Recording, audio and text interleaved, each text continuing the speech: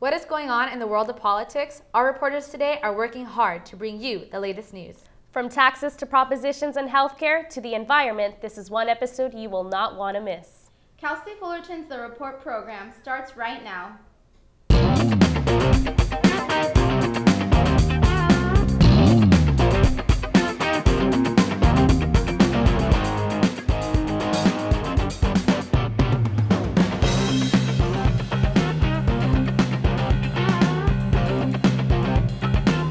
Welcome to this special political edition of the Report program, brought to you by the broadcast journalism students of Cal State Fullerton. I'm Monica Dianda. I'm Regina Urita. And I'm Anna Aragon. All these taxes Californians have to deal with, and yet even more are getting added. Will implementing a new gas tax really get our California roads fixed, or is it just a bust waiting to happen? Reporter Taylor Martinez has more information. Californians currently dread getting gas and getting on our roads.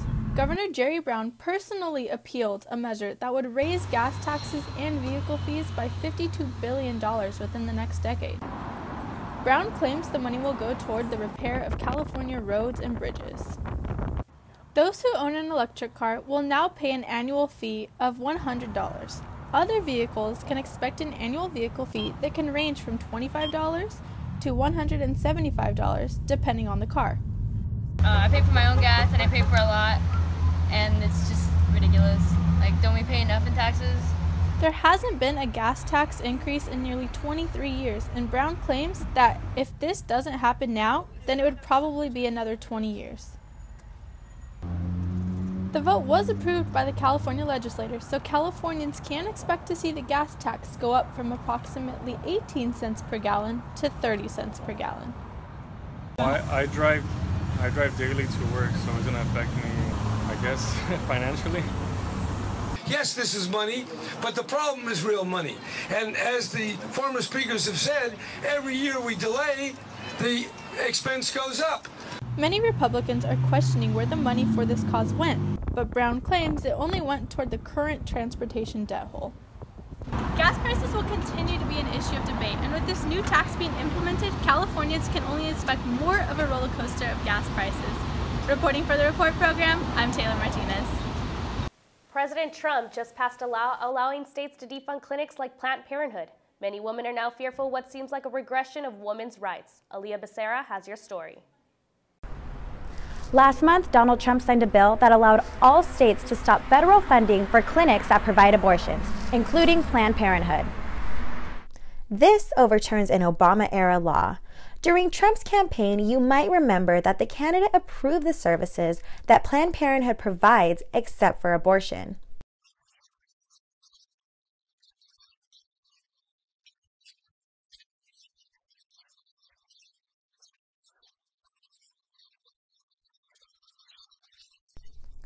Although it's been illegal for years for any federal spending to fund abortions, this new law gives states the freedom to limit distribution and potentially withhold the money that goes to other family planning services like birth control, pregnancy tests, maternity care, and cervical cancer screenings. Marilyn Alvarez is a medical assistant at Planned Parenthood. I asked her about some of the services that they provide. Everything to get you to not do abortions. According to Planned Parenthood's fact sheet, only 3% of their health services are abortions. So defunding these other services have left many women feeling stripped of their health rights. I think it's extremely important to fund clinics like Planned Parenthood, especially because a lot of low-income families do get a lot of their health resources from Planned Parenthood. I know I've used it in the past. We still have a long way to go, and he's just regressing us backwards instead of moving us forward. You know, I kind of just take it day by day, saying like, okay, I really hope he doesn't screw us up this bunch. Whether you see this as a major pro-life victory or a major downfall in women's rights, one thing is for sure. This is yet another bill passed by President Donald Trump that continues the polarization of the political parties in the United States. Reporting for the Report program, I'm Aaliyah Becerra. Some American citizens are concerned if they will still receive health care. Naomi Osuna has the story. Representative Barbara Lee, a Democrat out of Oakland, summed it up best. I'm not going to sugarcoat it. this Trump care bill is astonishingly evil. One of the worst bills I've seen in all my years in Congress. My name's Jennifer Gerbouts, and I'm 22 years old. I am a junior. I do.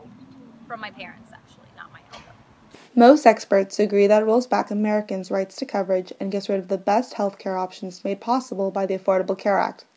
No longer will patients have the right to receive coverage at the same rate regardless of their medical histories.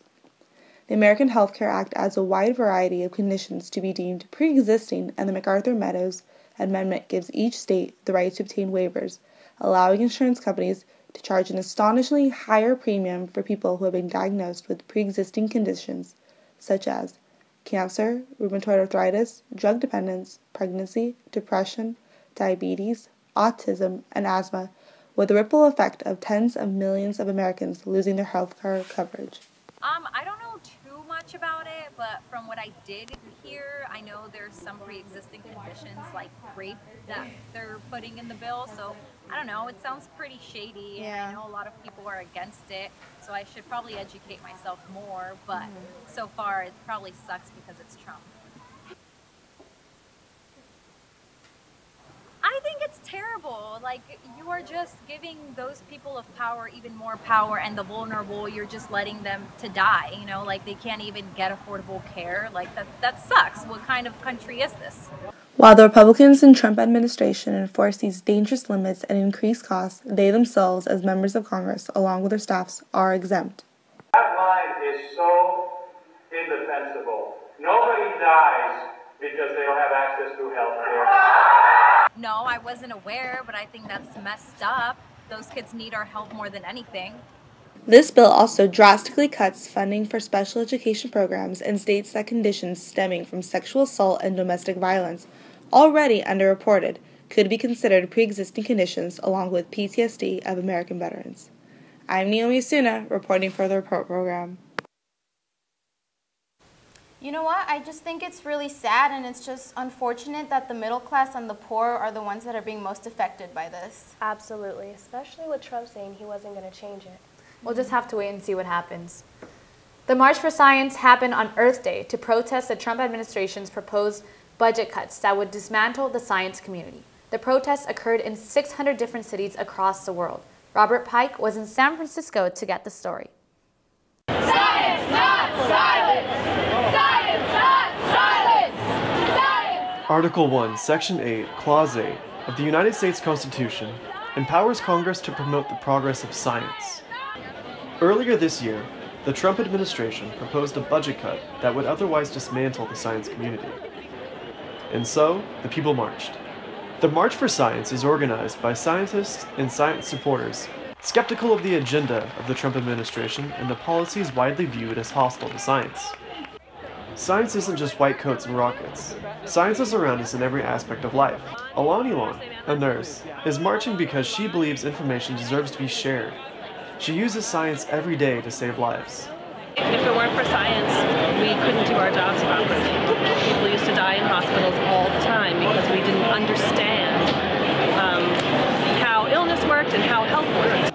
The March for Science happened in 600 different cities all over the world on Earth Day to protest the proposed budget cuts. The proposed budget cut would slash the EPA by 31%, which is tasked with protecting the human health and environment by enforcing regulations, as well as the National Institute of Health by 18%, which is responsible for biomedical and public health research, such as finding a cure for cancer. The march signified a turning point. Should scientists be involved in politics? The access to information and technology isn't something that should be restricted. Science needs to be celebrated and shared so that future generations can shine. For the Report Program, I'm Robert Pike. Coming up after the break, one country's fight that some are calling a civil war. Stay tuned. Morning, Gary. We are GetSchooled.com. You want a college education, don't you? You know you do. That's why we're here. We're free and here to guide you through every step of the way, starting with attendance. Gary, financial aid forms.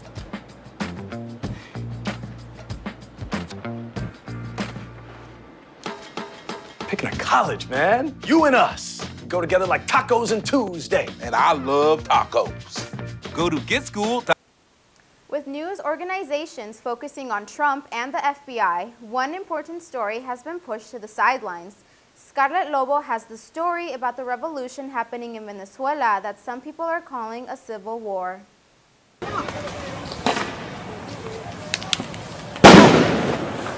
On March 29th, the Venezuelan Supreme Court stripped Congress of most of its powers and dissolved Parliament to transfer all legislative powers to itself. Opposition leader Enrique Capriles slammed President Nicolás Maduro as a dictator and mythomaniac and called the Supreme Court a cop. Venezuela's capital, Caracas, has seen almost daily demonstrations and clashes as Venezuelans suffer from severe food and medicine shortage, triple-digit inflation, and high crime. Socialist Party officials say the opposition marches are an effort to destabilize the government, pointing to protester barricades and vandalism, and have said to its followers to rally around Maduro. Rights group Penal Forum says 1,991 people have been detained since April 1st, with 653 still behind bars. Maduro says the opposition is conspiring with foreign entities, especially the US, to destabilize the country. On April 27th, the president said the opposition had agreed to new talks, but his opponents denied the claim, saying the only way forward was new elections. Sometimes I don't even know what to think because it's out of control, you know? Like, the government pretends that nothing happens, but then you read the news and the newspapers and the social media and you see people struggling, the lack of medical supplies, food supplies. They're like fighting because they need food, they need medicines, and many people are like only dying because they don't find the medicines that they want. Probably something I feel like a God is the only one that can help. And I slowly praise and praise and praise. As of May 11th, at least 39 people have been killed and hundreds have been severely injured. For the Report program, I'm Scarlett Lobo. President Trump has used social media more than any president yet, but will the 45th president continue using his personal social media accounts? And how do people feel about this? Reporter Monica Dianda tells us more. Donald Trump used social media sites like Facebook and Twitter throughout his presidential campaign. When he was elected as the 45th President of the United States, many thought he would stop using his personal social media accounts. But President Trump had other plans. Should I keep the Twitter going or not? Keep it going? I think so. Since his inauguration on January 20th, President Trump has tweeted almost 500 times from his personal Twitter account to his more than 29 million followers. Some students at Cal State Fullerton shared their thoughts on how they feel about the president being so active on social media. I think he should have better things to do than be tweeting all the time about little things. Like I've seen that he's like tweeted about like Chrissy Teigen or replied to like a bunch of people. I'm just like, don't you have more important things to be doing than tweeting back to people? So I think it's inappropriate. It should probably be more restraining with how he uses it, and not just not just tweet everything that he thinks, and be more calculated. In regards to how effective that'll be in his presidency, it might continue to be a problem. I think it's caused a problem. But I don't think he's going to stop using social media during his four-year term. Previous presidents have held formal press briefings to address the public, but President Trump is paving his own unique style. For the Report program, I'm Monica Dianda. Well, I use Twitter a lot, but I think Trump wins this battle. What do you guys think? I definitely agree. He does tweet a lot, and it's usually just about like irrelevant personal issues he has. So we'll just have to wait and see if it continues or if he settles down as the years go by, because, I mean, it's going to be 4 years. Yeah. Donald Trump has threatened to increase the tax on Chinese imports. But how can this impact American companies like AN Design, who manufactures its products in China? Guillermo Mendez brings the story. The Trump administration proposed a 45% tax increase on Chinese imports, as he is pushing to bring back the manufacturing jobs to America. I came to AN Design, a global product development firm with an office here in Newport Beach as well as China, to speak with Andrew Nominga, the CEO and principal designer, to let us know how it can impact a business like his, the clients, as well as the overall American economy. For our business, we manufacture in China. We like it. We appreciate what China can do for us as we look at them as our factory partners and strategic partners in our high-tech manufacturing. And so what we'll see is a pretty negative impact on our business and a lot of small companies' business that are utilizing China as the manufacturing arm. And it can make it really difficult on bringing more product in and making new and innovative ideas accessible to the public because it's going to price itself out really, really quickly. So generally the type of products that we're making are consumer products. Baby bottles, water bottles, bags, backpacks, cell phone cases. In those type of products, it's about a 40% difference, at least 40% more to make it in the US. We generally work with startup companies that are doing low volume production, maybe 5 or 10,000 pieces a year, so it's not huge scale. In those small volumes, the price difference is relatively large. Design welcomes the idea of bringing manufacturing jobs back to America. However, Andrew believes that building the infrastructure is the first step to make it all possible. It'd definitely be great for the U.S. economy and even us individually as manufacturers to be able to manufacture here. The downside or the hard side is how do we get there? So the infrastructure is not built out now. There's not thousands of factories that I can just call and go get competitive pricing on. There's maybe hundreds. So it's difficult in that sense that the infrastructure and the capability to manufacture what we need to manufacture is just not available yet. To get low-cost, high-volume manufacturing, which China is the best at, back to the U.S., that's going to be the challenge we have to face. Although no tax percentage has been set in stone, one thing for certain, there will be an increase. Reporting for the Report program, this is Guillermo Mendez. What is the truth with fake news? Is it a claim made by President Trump to distract from his actions? Is President Trump valid in calling out organizations such as CNN as being a fake news source? Reporter Cassidy Jo Fortin brings us some possible answers. Broadcast journalism students of Cal State Fullerton are being taught how to deliver news to consumers, but in recent months they have a new topic to take note of: fake news. So I don't know what newspaper you're reading, but I guess that would be another example of, as you say, fake news. Media outlets like CNN and MSNBC are fake news. Fake news. Can you give us a question? Don't be rude. Can you give us a question? I'm not going to give you a question. Can you state categorically? You are fake news. Sir, go ahead. Can you state categorically? Why does President Trump use this fake news accusation? Professor of Broadcast Journalism Beth Georges shares her thoughts. I think he's just using it as a distraction. Mm-hmm. I think it's a tactic to get the attention off of whatever he doesn't want people to focus on and onto something else. So I think he's using the term fake news to just say, look at something else other than what's going on in the news. While Professor Georges makes a good point, is there more that we need to consider? I believe that President Trump does have a lot of validity in what he's saying, and that some media outlets do produce what's called fake news. And the definition of fake news is taking something out of context and applying it to a different meaning and not really producing a whole story. Personally, I have a really big problem with that because as a history major, we read papers and they have academic citations. So if someone says something, they have to back that up with a proper source. And in newspapers, you don't see that. You see just a blanket statement, and you have to accept that. You have to believe that what they're saying is true because of a reporter, and that's not a very good thing to think about. Regardless of your own political views, it is important as news consumers to be aware of where we choose to get our news from. People need to really question what they're being told and not just blindly follow that. In order to really figure out what is fake news, you got to be better consumers of news. And that means, spending some time and some effort to really go look at what's happening in the news media. Broadcast journalism students might still have a few things to learn before they go out into the world to report. In the meantime, with the Report program, I'm Cassidy Jo Fortin. Border Angels is a nonprofit organization that helps families reconnect with loved ones from across the border. This event happens once or twice a year, and the families only get 3 to 4 minutes to be with each other. Our reporter, Anna Aragon, brings us the story.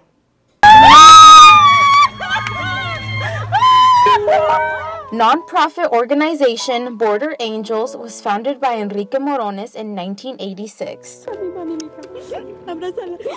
The ongoing border war between the U.S. and Mexico has affected thousands of families, many of them who have not seen loved ones for years and years. Morones created Border Angels to give those families another chance at seeing their loved ones again.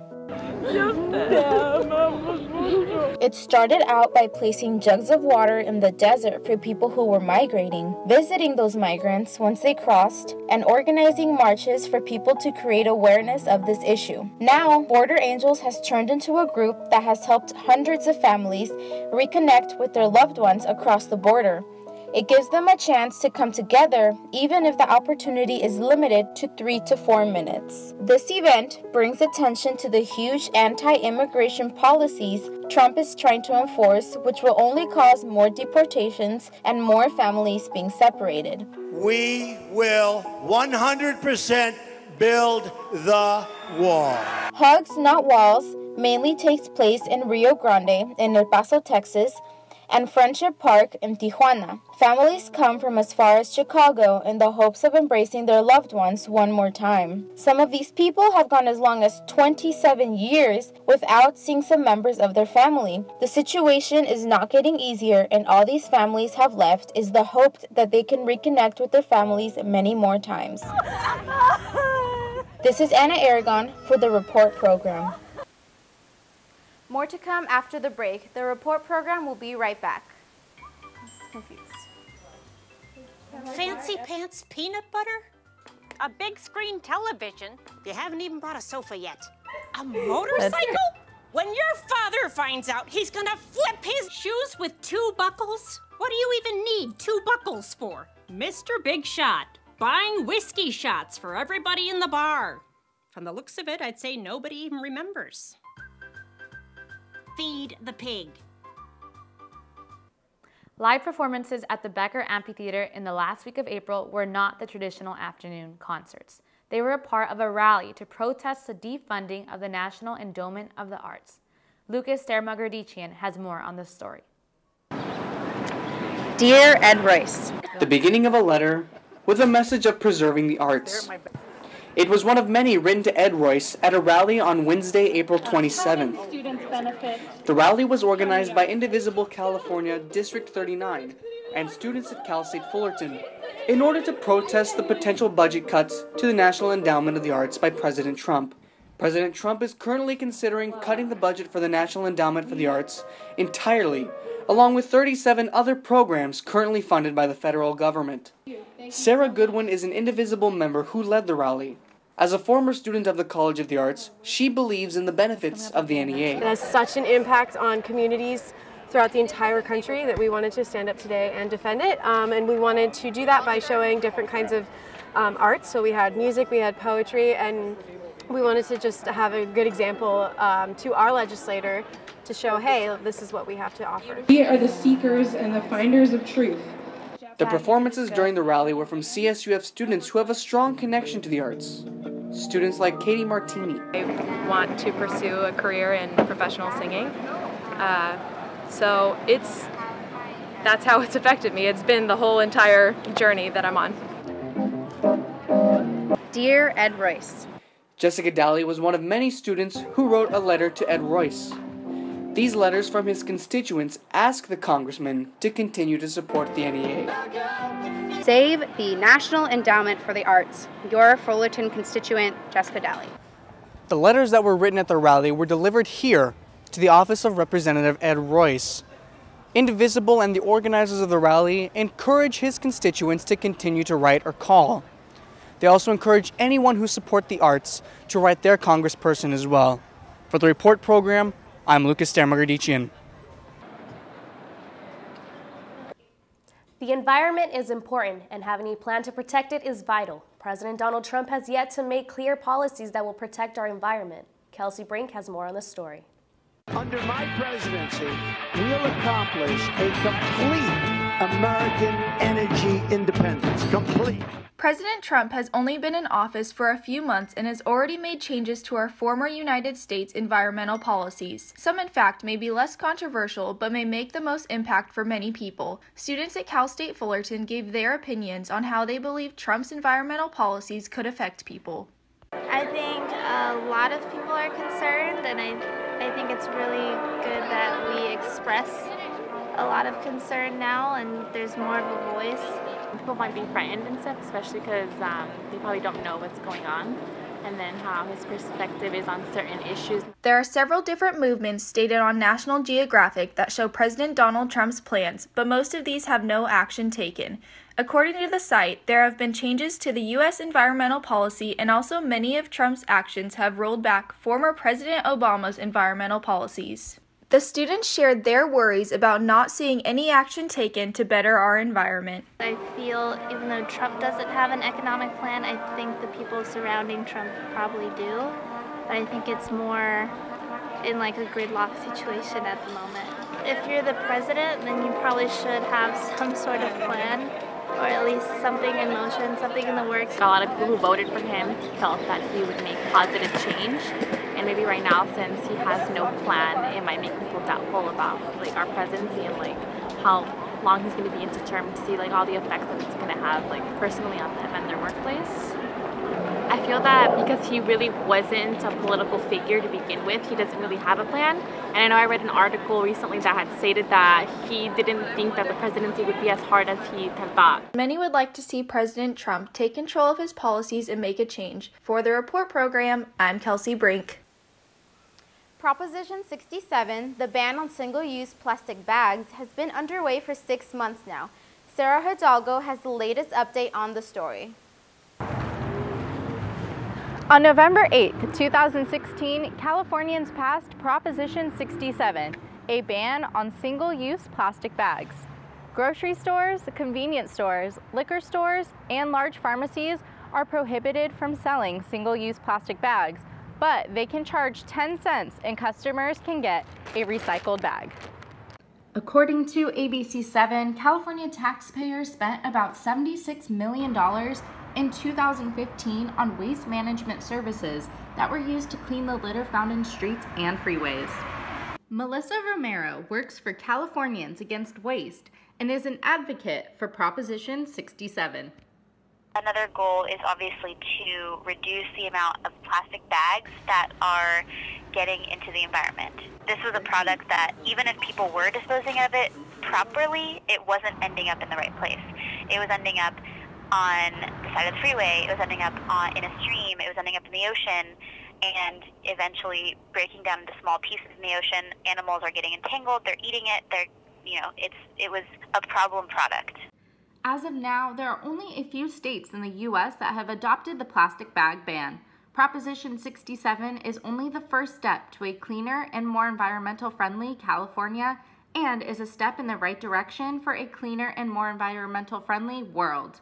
According to Jenna Dambeck of the University of Georgia, there are 5 bags filled with plastic for every foot of coastline in the world. To help increase the positives of Proposition 67, don't forget to bring your reusable bags when shopping, and if you have any single-use bags left, dispose of them in the designated area. For the Report Program, I'm Sarah Hidalgo. You know what? I do fully support this proposition because some plastic bags can take up to 1,000 years to decompose, and that greatly affects our environment and the future. And I think that that's good because future generations will be more aware of the importance of recycling and just doing everything they can to have a better environment. Yeah, I mean, it's crazy. There's just so much plastic bags everywhere, and it's just taking up the environment. It's just a bunch of waste. The Obama administration established strong net neutrality laws, but after only a few days under Donald Trump, those laws are being revisited. With more on the story is James Butts. Net neutrality is a complex issue for voters. I'm going to try and explain it to you with a soccer ball.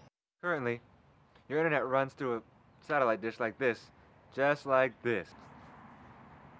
The ball goes directly through to me, your home, has the internet right there at its feet.